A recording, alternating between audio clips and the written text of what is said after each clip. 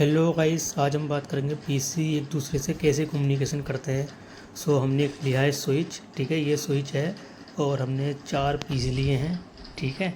और इसके अंदर हमने आईपी एड्रेस डाल दिए हैं। पहला आईपी एड्रेस जो डाला है हमने 10.1.1.1 डाला है, ठीक। उसका सबनेट मास्क भी दे दिया है। उसके बाद हमने दूसरा आईपी एड्रेस भी डाल दिया है, ठीक है। उसका आईपी एड्रेस हमने दिया है 10.1.1.2, राइट। और उसका हमने सबनेट मास्क भी दे दिया, राइट। इसके बाद हम तीसरे पीसी का आईपी एड्रेस डालते हैं। उसका आईपी एड्रेस होता है 1.1.1.3, राइट। उसके बाद हमने चौथे का भी आईपी एड्रेस डाल देते हैं। उसका आईपी एड्रेस होता है 1.1.10.1.1.4, ठीक। चारों पीसी को हमने आईपी एड्रेस दे दिए। इसके बाद हम कम्युनिकेशन कराते हैं एक दूसरे से कि कम्युनिकेशन ये कर रहे हैं कि नहीं कर रहे हैं, राइट। तो चलिए आज हम पिंग करते हैं एक पीसी से दूसरे पीसी की तरफ।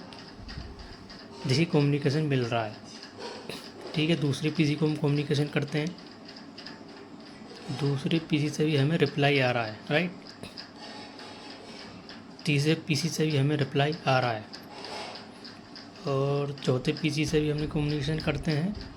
चौथे पीसी का भी हमने जो आईपी एड्रेस दिया था उसी से हम कम्युनिकेशन करेंगे, उससे भी हमें रिप्लाई आ रहा है, ठीक है। उसके बाद हम जो हमारा पैकेट ट्रेसर का जो सॉफ्टवेयर है उसके माध्यम से भी हम एक दूसरे को कम्युनिकेशन करा सकते हैं। जिस तरह से ये मैंने एक पीसी से एक दूसरे पीसी की तरफ पैकेट भेजा है, तो देखिए हमारा सक्सेसफुली आ रहा है, राइट।